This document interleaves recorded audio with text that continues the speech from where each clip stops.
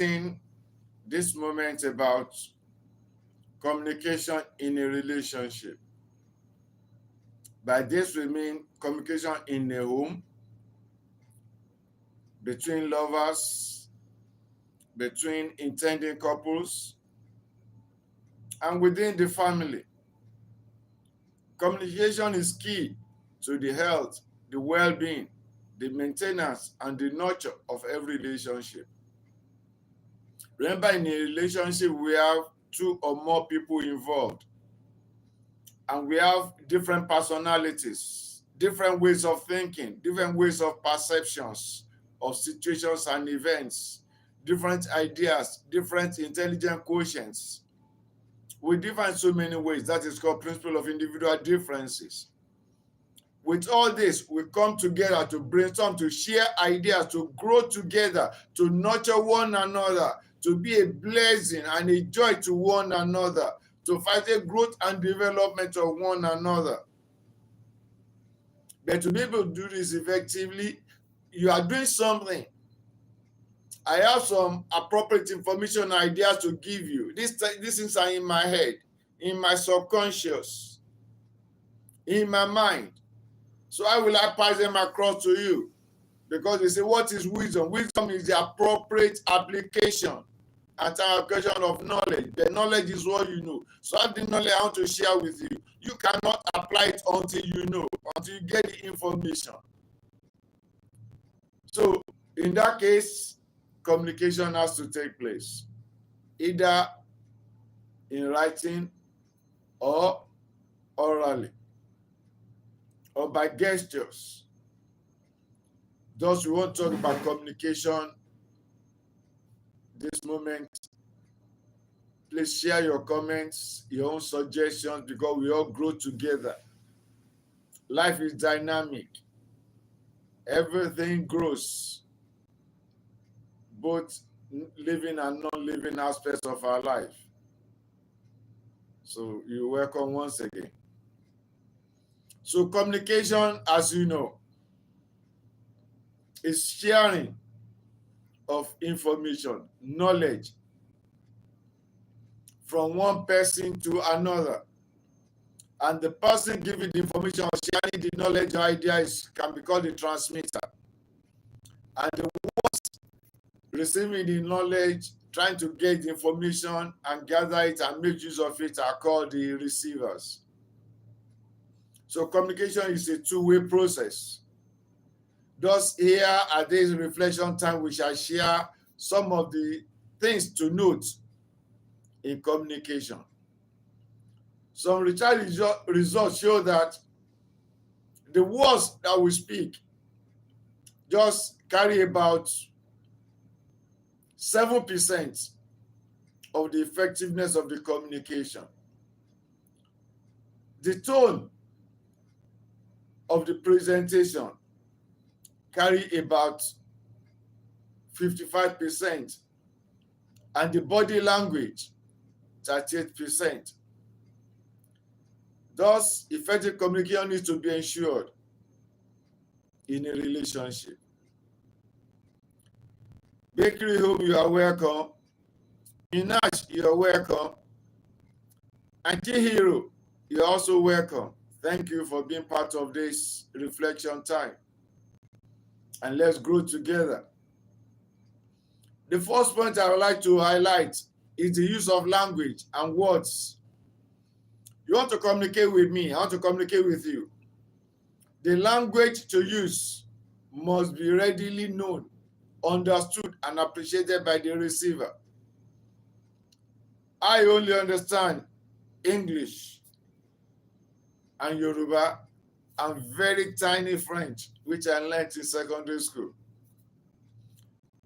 So if you understand some other like Russia, German, the Indian language, Spanish, and so on. So the language I want to use to communicate with you must be a language you understand. Must be a language you appreciate. And remember, language can be like this one I'm speaking, and can also be body language, gestures. So you have had some relation and you are in a relationship now. Everybody is in one form of relationship or the other. If you are courting, you are in a relationship that may lead to marriage. In office, you are in a relationship. In your home, you are in a relationship with your family. At work, you are in a relationship with your colleagues. So language of communication needs to be language that is mutually understood. When you are communicating and you are using another language that is not understood by your receiver, by your listener, then the person may feel offended or may switch off. Like when I was having my youth service call in Nigeria, in a state called Anambra State, they speak Igbo language there, and I speak Yoruba. So whenever, and I have some other youth corps members that were Yorubas, so when I start to speak Yoruba, the people that will say, please speak a language we understand. Speak language we understand. That is, everybody understood English there. So you could see. We were discussing before, and when you're discussing in a group and you start switch to a language that only two of you understand, and the other members in the group, nobody will like it there. You think you are trying to plan something bad, but whatever you want to say, you use it a language that everybody in that group understands. Number 2, use appropriate words and terminologies. I repeat, appropriate words and terminologies. And at this stage, I would like you to know that the words that we speak, like the Bible says, they are spirit and they are power. Words can build, words can pull down, words can nurture, and words can destroy. So the words that you use in communication and the terminology, which are also words, count a lot. So you have to be very careful.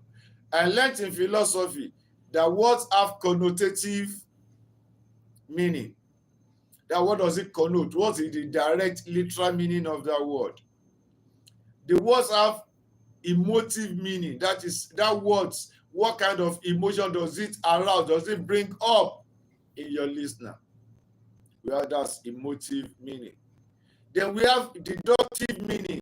That is, that words that you have used, or those words. What if one is to do critical thinking? What can be different meanings that may be ascribed? That's called deductive meaning.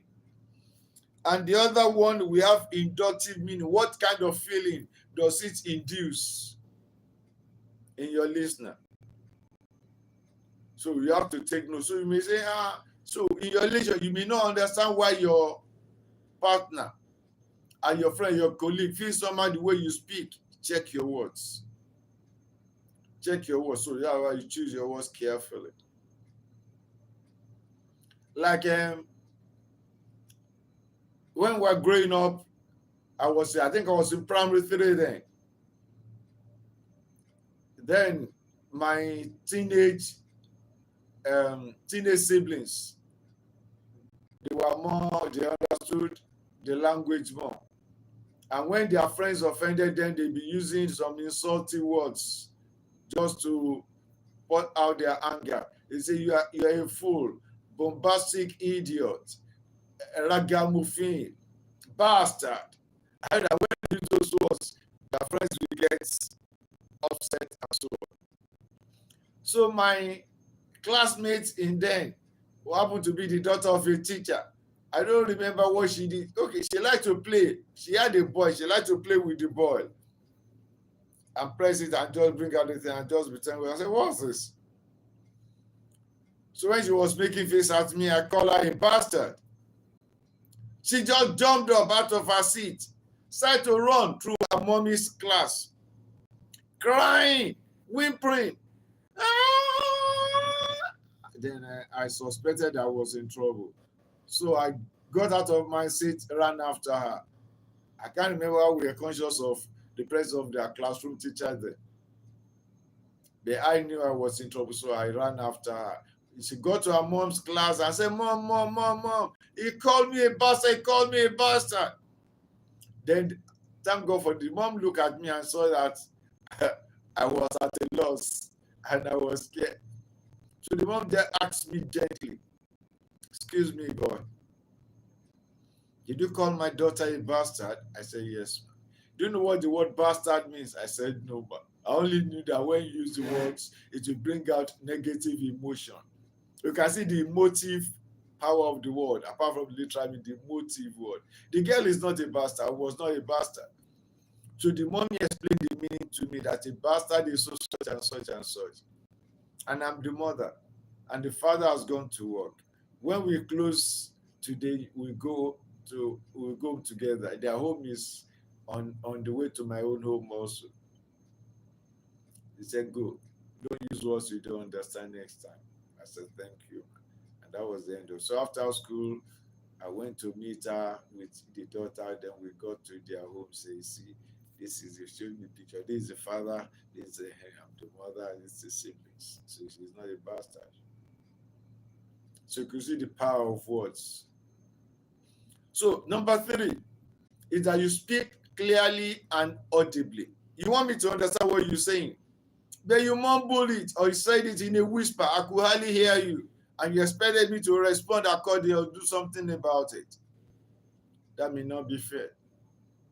So you speak clearly, use your words clearly, and let them be. Don't mumble them, whisper them, and don't use what do we call it? Don't phonetize it. Use phonetics that it just sounded. You want to say A, it's sounding like B or C or something else. Let your pronunciation be the one that don't start to speak um, American English or New York English or that kind of thing when you know that your listener may not quite perceive exactly. You just want you to confuse. Then you know what you're driving at. But if you want effective communication, then you speak clearly and audibly. Make sure the person is hearing what you're saying. Not just the sound of your voice, but the message of the words in your voice. Because you can make a sound with your mouth without making sense of it. So every sound must bring out a word. That's what the Bible says. Let your words be with grace and be seasoned with salt, ministering grace unto those who are hearing you. So it has to be a deliberate step. Number 4, you have to time the message to be shared and sent. You have to time it to be sure that the receiver will be able to listen to you, then will be conscious of what you are saying. Because when somebody is agitated or disturbed or is just trying to sort out him or herself, you now come and say you want to share. You know that person is not ready, cannot, maybe hearing what you are saying, but may not be able to, they may not percolate. He's just hearing sound, not listening to. Or somebody is busy, somebody is pain, somebody is in pain, and you say you are not sharing one message of one task to be done. How do you expect the person to hear what you're saying? That when people are bereaved, especially, I'm just using that extreme. You could see that every other thing people want to say, they put them aside, and they now overcome the person, that makes sure all the nerves are stabilized and so on. So you have to be timed. Your husband has just gone back from work, is fagged out, and that's when you want to be sharing news about a request or something. That's not the best time. Wait, let him settle. Or your wife has just come back. You can see pain all over, everything all over her face because of the traffic and the nature of what happened at work that day. And you didn't first of all ask, "Hello, darling, welcome. How was work today? Did anything stress you?" Try to just calm her down, bring her back home, psychologically and emotionally. But you didn't do that. You are now saying, "Darling, what are we having for dinner?" Is it dinner the next thing? Is she in a condition to even enter the kitchen or go near the kitchen? So you could see. And you now say she's angry at you, is angry at you, angry with you. So communication must be.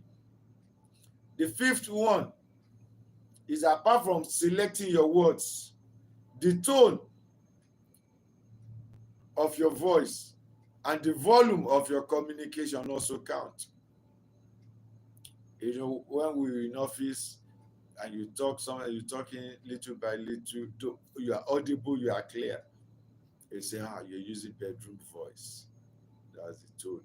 But when you're talking and you are using high pitch, as if you are quarreling, I always say, what? Can you please reduce the volume of your voice and the pitch? You are screeching at me. You are literally shouting at me. We're together. I'm close to you. Please, can you reduce? That's how my voice is. That's not how your voice is. Yeah, you have loud voice, but you can talk with lower pitch if you desire to, if you are not so agitated. So you try and calm yourself down if you want the person to listen to you and listen to you effectively. So the other one is that you choose to be relevant to the receiver.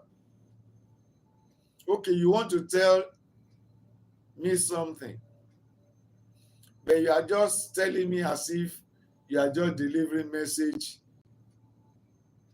Whether I like it or not, I should just take it. You're not doing the best. So you work for the best. Let the receiver know that the receiver is of relevance to some relevance to you, and you want the receiver to please pay good attention to what you are saying. All you are saying is of value. It's of value. Because you won't be talking if there is no value. You don't just talk for talking's sake. That's called gassing. You don't just talk for talking. So you talk because you want something to be done with the information you are sharing. And then in communication, number 7 is that you ask for clarification. Clarification. Okay, you are saying something, or I'm saying something, but you not quite understand. We want to show you on the same page. We say, excuse me, please. You try and rephrase it. Is this what you are trying to say? Is it what you are expecting of me? Ask for clarification so that you be on the same page. Not that the person is talking, you are just nodding, yes, it's okay. So whether you perfectly understood or whether it's very clear to you, just say. But the person, when you are nodding your head and say, it's okay, that's right. The person taking it that everything is on point.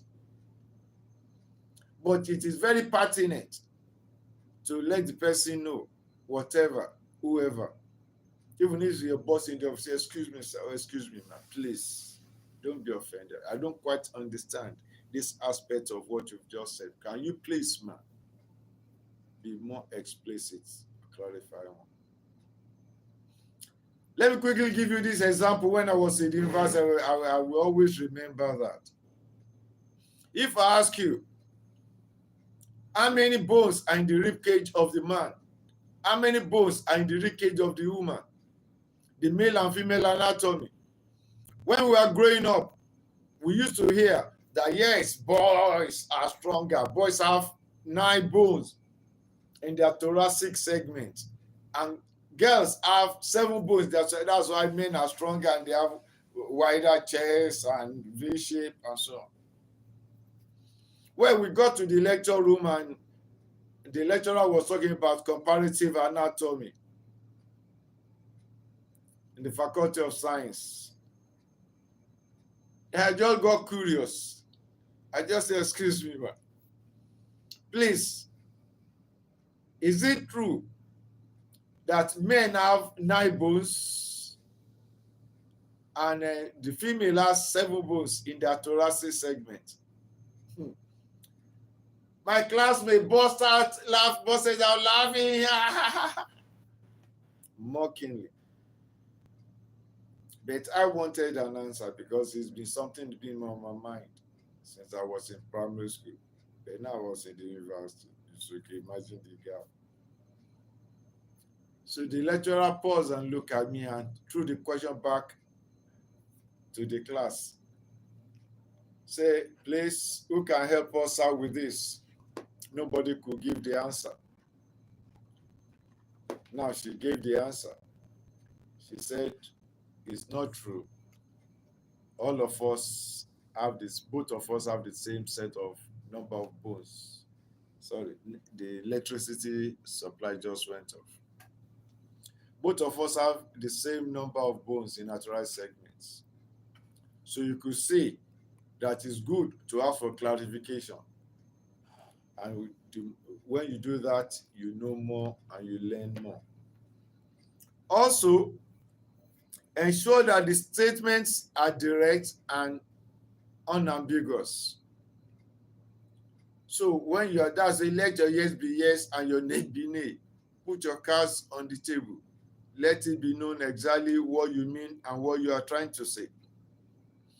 Also, let your presentation be logical. Let your presentation be logical. In that case, it will be easier to understand. Apart from being logical, the next fact you need to know, you have about 3 or 4 pieces of information to share. Don't lump all of them together. Don't get them mixed together. For clarity, deal with information A or idea A after you are sure that the message has been passed across that one has been understood. Then you go to the second one. After that one has been understood, you go to third one. Then in that case, you've not labored in vain. Then you have communicated effectively. That's why when teachers are teaching in the class, they say understood. When students say understood, they continue. If not understood, they okay, which aspect did you not understand? The teacher will have to explain and clarify for them. And we have what called mid-lesson assessment. So, and that's why in this presentation also you can see I'm trying to take you one after the other so that we get the logical sequence. Then let the idea be as simple as possible. You have to check, assess the, let me say, how do I put it? The level of understanding of your receiver so that you can know how to. Okay, thank you. Sorry for that break in transmission due to network. So we say use appropriate terminology. Like I studied science in school and I taught chemistry in secondary school. Now, if you want to talk about like the air we breathe out contains what is called carbon dioxide, but in chemistry we call it carbon dioxide. The common salt, everybody knows our common salt. They call it in chemical sodium chloride. So I get to the market and say I want to buy sodium chloride. The market woman may be looking at me and say, what are you talking about? So things like that, you don't start to use languages that others don't understand. Okay, so talk in language that everybody, especially your receivers, understand. Now, if possible, when your listener or receiver is asking for clarification, please don't take offense. For as many times as the person asks for clarification, you're communicating. Unless the person, you suspect the person just using it as a mockery or to waste your time. When the person asks for clarification, please restate and clarify. So what is what I mean? Try to use different so that because you want the communication to be effective. Now, you too may need to repeat the statement. You may need to repeat the statement once you're sure that it seems as if they didn't get what you are saying. You know, like in teaching, when you're teaching and you're talking to the students and you just see that their eye just drop blank, like they're just looking at you, not blinking under anything, that means they are lost. That means you are not communicating. Then for you to just pause and just say, okay, wait, please. Seems as if they say, where did you get lost? Or where did I miss you? Why did you miss me? Then they say, excuse her, from this point, then you go back and retrace. So in a similar manner, when you are communicating in your relationship, whether with your spouse or with your fiancé or with your children or with your subordinates in the office, please, when they ask for clarification, have that patience to clarify. Don't say, well, it's up to you. You are old enough. Go and research it. Go and find out the answer. That may not be the best. So also try to encourage feedback. Encourage feedback means when you talk to for some time and you see that they say, okay, please, can you please, can you please explain to me what you have understood so far from what I've said? Or from what I've said, what's your perception? What's the idea? What do you understand that I was trying to say, or I'm expecting of you? You're asking for feedback. When the feedback now tallies with what you had in mind, then you can see your communication has been effective. So deliberately work to ensure that your choice of words, your gestures, all these things work together for effective communication. Thank you so much for this time we spent together. I'm Nisinuga Reflections. If you've not subscribed to my channel, please subscribe so that we continue to reflect together. The channel is about stories that touch the heart. And remember, anything that has to do with the family relationship touches the heart. If your relationship is not quite good, quite okay in the office, it's a story that touches the heart. If it's in the family between you and your spouse, so but it also touches the heart when the communication is smooth and sweet. And we reflect on life matters outside the home, other things that affect our life. And we also do counseling on that. So that's if you have any question, anything you need clarification on, put it in the comment section and appropriate response will be given.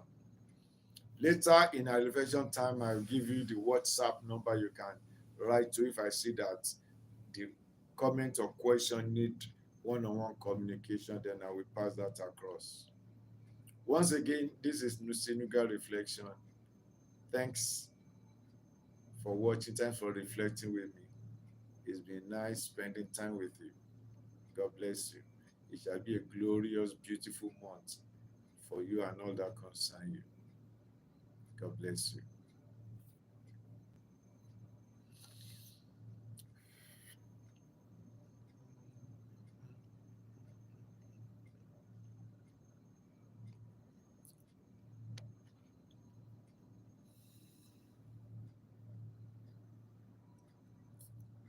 Okay? So, thank God for that. Thank God for that. Thank God for that. Thank God for that. Thank God for that. Thank God for that. Thank God for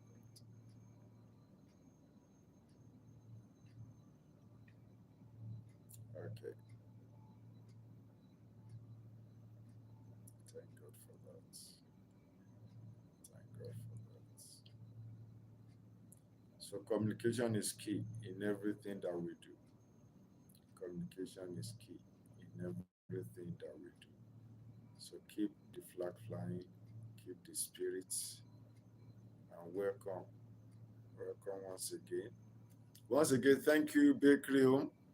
Thank you, Unash. Thank you, Chihiro. Thank you, AD. AD, thank you. God bless you. You are appreciated.